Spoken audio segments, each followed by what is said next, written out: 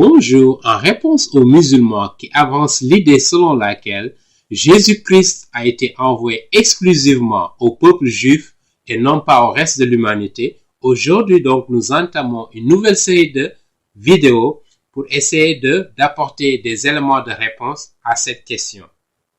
Pour étayer leur thèse, les musulmans se fondent généralement sur les deux passages du Nouveau Testament dans l'évangile de Saint Matthieu au chapitre 10, versets 5 et 6 et chapitre 15, verset 24. Lisons de près ces passages dans la version Louis II de 1910.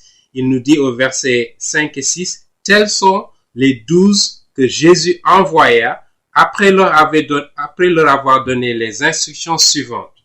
N'allez pas vers les païens et n'entrez pas dans les villes des Samaritains. » Verset 6, « Allez plutôt vers les brebis perdues de la maison d'Israël. » Voilà le premier passage. Et le second, Matthieu 15, verset 24, il dit, il répondit, Jésus-Christ, « Je n'ai été envoyé qu'aux brebis perdues de la maison d'Israël. » Et donc, les musulmans se servent de ces deux passages-là. Et en plus de ça, il convient aussi de noter que cet argument avancé par les musulmans provient aussi en partie de sourates qui se trouvent dans le Coran et les sourates qui déclarent les choses suivantes. Dans la sourate 16, verset 36, il est dit, « À chaque communauté, nous avons dépêché un envoyé avec ce message. Adorez Dieu, évitez les fausses divinités, les taghouts. Il y en a eu parmi eux que Dieu dirigea et d'autres connurent l'égarement. Parcourez donc la terre et voyez quelle a été la fin de ceux qui criaient au mensonge. » Les musulmans citent également la sourate 34, verset 28 qui dit « Et nous ne t'avons envoyé qu'en tant qu'annonciateur et avertisseur pour toute l'humanité. » Donc les musulmans avancent l'idée que tous les prophètes qui ont précédé le prophète Mohammed étaient envoyés à des peuples particuliers. D'accord? Mais Mohammed étant le dernier prophète qui a reçu la dernière révélation, il a été envoyé à l'humanité tout entière. Voilà l'argument, comment il l'avance. Mais la plupart des gens ne le savent pas. Le Coran également, dans la sourate 10, verset 47, nous dit à chaque communauté un messager. Et lorsque le messager vint, tous se décida en équité entre eux et ils ne furent point lésés.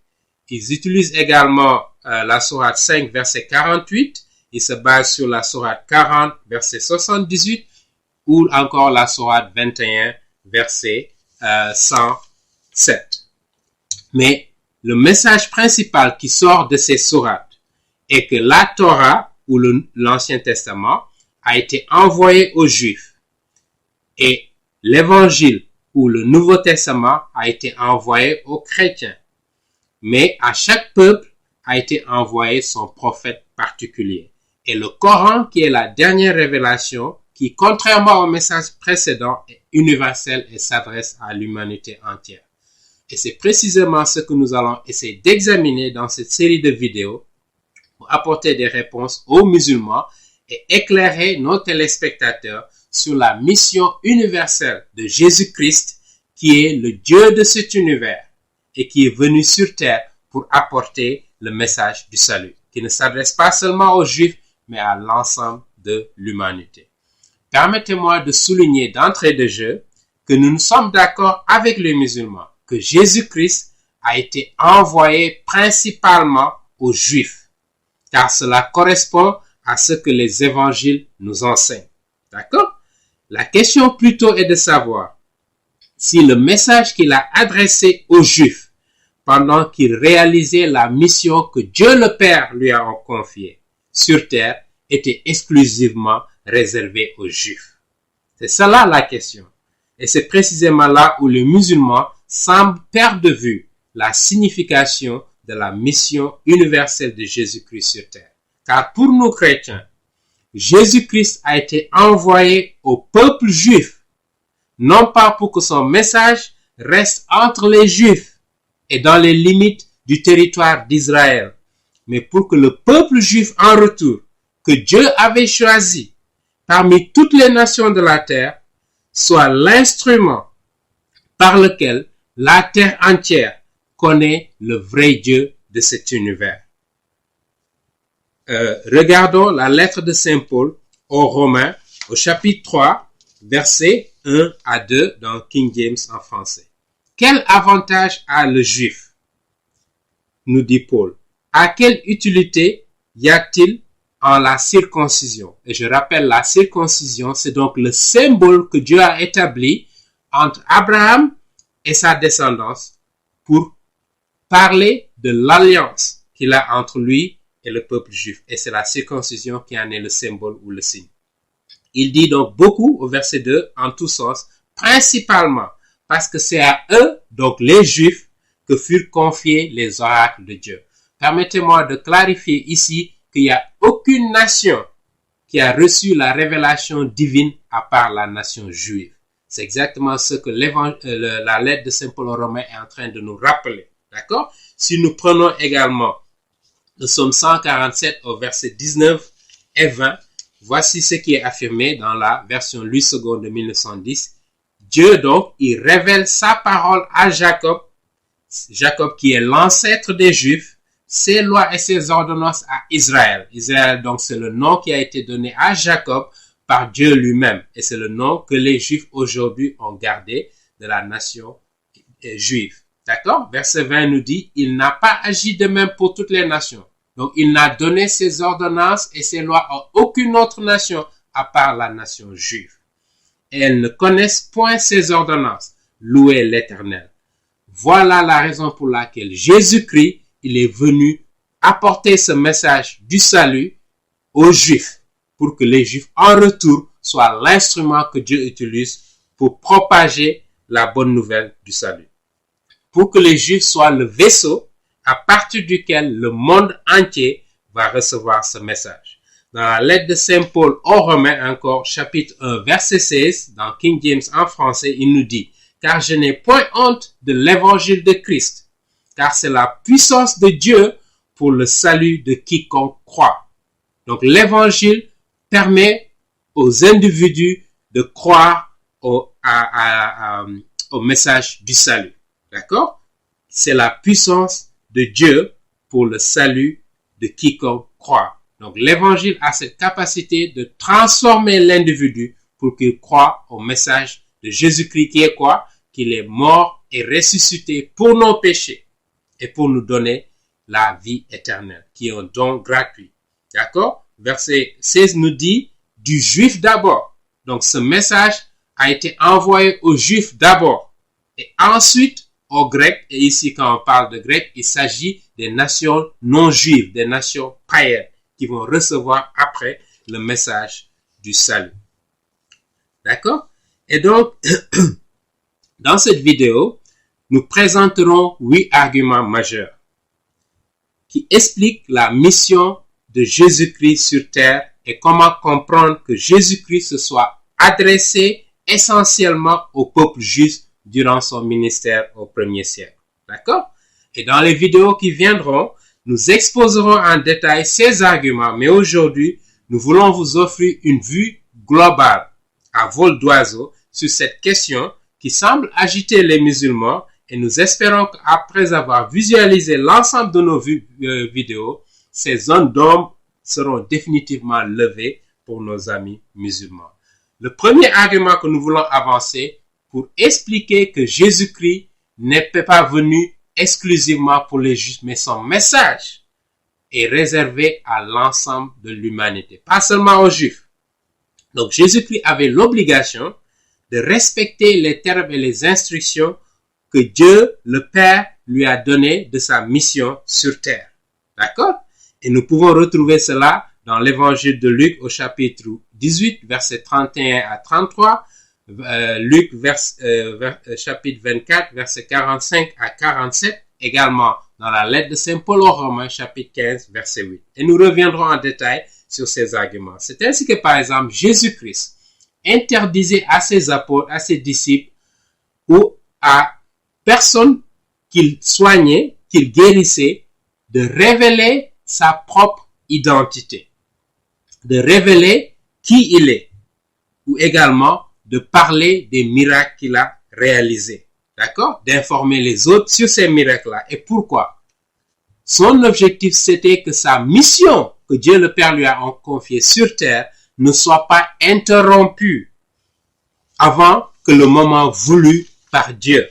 D'accord? Voilà, c'était ça son objectif principal.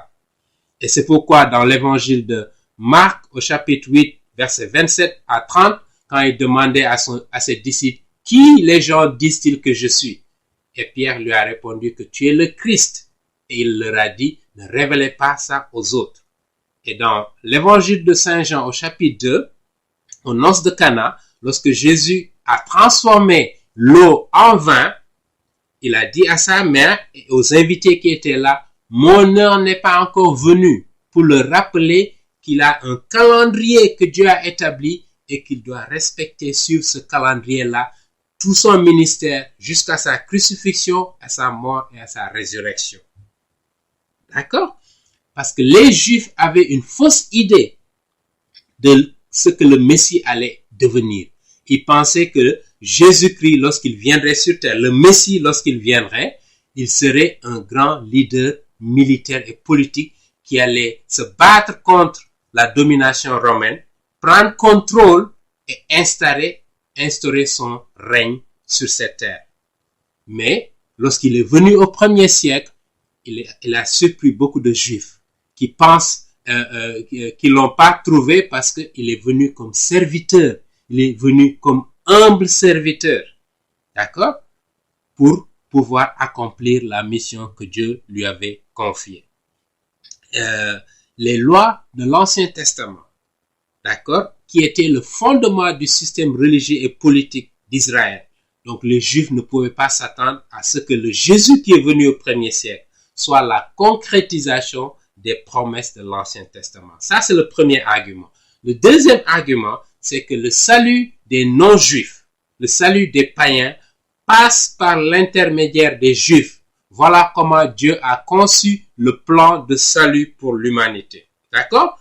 Si vous allez dans le livre de la Genèse au chapitre 12, verset 3, voici ce qui est dit. Toutes les nations de la terre seront bénies en ta postérité. D'accord? Parce que tu as obéi à ma voix. Genèse chapitre 22, verset 18. D'accord? Et nous avons également déjà cité la lettre de Saint Paul aux Romains, chapitre 1, verset 16, chapitre 3, verset 1 à 2. Et la mission d'Israël, donc, était de bénir toutes les nations, en leur faisant connaître le vrai Dieu de cet univers qui est Yahvé. Son nom est Yahvé parce qu'il est éternellement existant. Il n'a pas été causé et il a été là de tout temps. D'accord? Le psaume 67, verset 1 et 2 et verset 4 nous le fait savoir. Le livre de Malachie, chapitre 1, verset 11 et le livre d'Ésaïe, chapitre 56, verset 6 à 7, nous y reviendrons en détail. Le troisième argument, c'est que les prophéties annoncées dans l'Ancien Testament concernant le Messie devaient être réalisées par Jésus-Christ et il les a accomplies exactement comme elles ont été annoncées. En l'occurrence, l'Ancien Testament nous dit qu'il était descendant, le Messie devait être descendant de la tribu de Juda. Dans Genèse chapitre 49 verset 10, et lorsque Jésus est venu, il était de la lignée de Juda. Et il devait être de la famille du roi David. Deuxième livre de Samuel chapitre 7 verset 16, et il a réalisé. Il serait né à Bethléem. Prophète Michée chapitre 5 verset 2, et il l'a réalisé. Il allait être crucifié sur la croix. Genèse chapitre 3 verset 15, Psaume 22 verset 16, Zacharie 12 verset 10. Il devait mourir pour nos péchés. Ésaïe 53 verset 5 et 6, Daniel verset 9, chapitre 9 verset 26. Et s'il est venu pour mourir pour nos péchés, il est venu mourir pour les péchés des musulmans, des hindous, des athées, des témoins de Jéhovah, de l'humanité tout entière. Ce faisant, sa mission ne pouvait pas être simplement réservée aux Juifs. Il devait ressusciter le troisième jour. Jonas, chapitre 1, verset 17, Psaume 16, verset 10, Malachie, chapitre 4, verset 2, et il devait monter au ciel. Psaume 68, verset 18. Le quatrième argument que nous pouvons avancés pour expliquer que la mission de Jésus était universelle et pas seulement réservée aux Juifs. Jésus-Christ, il est venu confirmer les 10 commandements énoncés par Moïse au peuple juif. À travers le sermon sur la montagne, dans l'évangile de Matthieu au chapitre 5 et 6, il est fait état de cela. Jésus dévoile même une dimension cachée de ces 10 commandements, car il a dit: lorsque quelqu'un regarde une femme et la désire dans son cœur, il a déjà commis l'adultère. Il n'a pas besoin de commettre l'acte pour commettre l'adultère. D'accord? C'est encore plus contraignant même que les lois de Moïse. D'accord? Et pour dire donc, s'il a confirmé les 10 commandements, il ne saurait venir simplement pour les Juifs, parce que les 10 commandements concernent l'humanité tout entière. D'accord? Vous remarquerez que la plupart des systèmes judiciaires du monde reposent sur ces 10 commandements. Ces 10 commandements qui nous disent que tu ne tueras point, tu ne commettras pas d'adultère, tu ne voleras pas, tu ne mentiras pas, tu ne porteras pas de faux témoignages contre ton prochain. D'accord? Et tout cela se retrouve dans ces 10 commandements. Le 5e argument que nous voulons avancer, c'est que les 9 premiers chapitres des Actes des Apôtres qui ont été écrits après la résurrection de Jésus-Christ, après son ascension, d'accord, qui parlent justement de la vie des apôtres qui ont porté le message que Jésus-Christ leur a apporté, non seulement aux Juifs, mais à l'ensemble de la terre. D'accord? Ces 9 premiers chapitres des Actes des Apôtres traitent exclusivement des Juifs et s'étalent sur une période de 10 ans après la mort et la résurrection de Jésus-Christ. Notez que d'abord, Jésus a demandé à ses disciples de prêcher dans toute la Judée d'abord et en Samarie. Dans les Actes des Apôtres, si nous le lisons ici, chapitre 1 et verset 8, Jésus nous dit, avant de monter, « Mais vous recevrez une puissance, celle du Saint-Esprit, survenant sur vous, et vous serez mes témoins à Jérusalem. » D'accord? Chez les Juifs, dans toute la Judée, et dans la Samarie, et jusqu'aux extrémités de la terre. Donc il leur a dit, commencez d'abord en Judée, chez les Juifs, parce que je suis venu d'abord annoncer l'évangile aux Juifs, au peuple que Dieu a choisi, d'accord, pour être l'instrument par lequel l'humanité tout entière va connaître le vrai Dieu. D'accord? Et c'est ce que précisément ces apôtres ont fait pendant 10 ans. Ils sont rendus chez les Juifs. Et c'est seulement après qu'ils ont commencé à se rendre chez les païens ou les non-juifs. À partir du chapitre 10 des Actes des Apôtres. D'accord? L'apôtre Pierre, l'apôtre Pierre qui a prêché à Corneille, qui fut le premier non-juif qui a été converti. D'accord? Et par conséquent, donc, les paroles que Jésus a prononcées dans l'évangile de Matthieu, chapitre 10, versets 5 et 6, que les musulmans citent, et chapitre 15, verset 24, restent conformes à la mission universelle de Jésus-Christ. D'accord? Qui dit de porter la bonne nouvelle aux Juifs d'abord. D'accord? Et ceux-ci, à leur tour, allaient porter ce message au monde entier. Nous avons des hindous aujourd'hui qui nous disent que Jésus-Christ a voyagé en Inde et qu'il aurait appris beaucoup des gourous indiens. Mais les faits historiques, les évangiles qui datent du 1er siècle, nous disent et nous confirment que Jésus n'est pas sorti d'Israël. À part l'épisode où il était un bébé, où il s'est enfui en Égypte avec sa mère et son père, il n'y a pas une autre instance où Jésus-Christ est sorti des limites du territoire d'Israël. D'accord? S'il est allé loin, c'était à Tyr et à Sidon, qui sont au nord d'Israël, vers le Liban actuel aujourd'hui. D'accord? Et dans Matthieu, chapitre 15, versets 21 et 28, on nous parle de l'histoire d'une femme qui avait une fille qui était malade, et Jésus, justement, s'est trouvé en face de cette femme, qui était une femme cananéenne, qui a entendu parler de Jésus qui faisait des guérisons, des miracles. Et elle a voulu que sa fille soit guérie, et donc elle a fait pression sur Jésus-Christ pour que Jésus la guérisse. D'accord? Et Jésus lui a dit, je ne suis pas envoyé, je suis envoyé seulement aux brebis perdues de la maison d'Israël. Ça, c'est la mission que Dieu a confiée à Jésus-Christ. Le 6e argument, le testament des 11 apôtres incluant Paul et excluant l'apôtre Jean, qui ont été torturés et tués pour avoir défendu la vérité de l'évangile partout dans le monde, montre que les apôtres juifs ont été envoyés par le Sauveur Jésus-Christ pour aller proclamer partout dans le monde sa résurrection, parce qu'ils l'ont vu, ils ont témoigné de sa résurrection et la bonne nouvelle du salut, que quiconque croit en la mort et la résurrection de Jésus sera sauvé, aura la vie éternelle. Au demeurant, Paul reçut la distincte mission d'aller vers les nations païennes, chez les non-juifs, proclamer la résurrection de Jésus-Christ et la repentance. Dans la lettre de Saint Paul aux Galates, chapitre 2, versets 7 à 9, la lettre aux Romains, chapitre 11, verset 13, etc. C'est ainsi qu'en raison de cette mission universelle, l'apôtre Jacques a été tué par le fils de Hérode. On le voit dans les Actes des Apôtres, chapitre 12. Saint Thomas, il est mort en Inde. D'accord?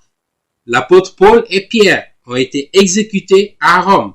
André, le frère de Pierre, fut crucifié en Grèce. Philippe serait exécuté à Hiérapolis en Turquie. Matthieu serait exécuté en Éthiopie, en Afrique. Jacques, fils d'Alphée, a été jeté d'un sommet en Égypte. Barthélemy serait mort en Arménie. Jude serait tué en Syrie et Simon le Zélote au Liban ou en Arménie lorsqu'ils étaient ensemble en mission. Le septième argument, l'Ancien et le Nouveau Testament proclament un Christ, un Messie pour toutes les nations, pas seulement pour les Juifs. Dans le livre de la Genèse, chapitre 3, verset 15, chapitre 22, verset 18, le premier livre des Rois, chapitre 8, verset 41 à 43, l'évangile de Jean, chapitre 4, verset 21 à 24, montre que Jésus n'est pas venu seulement pour les Juifs.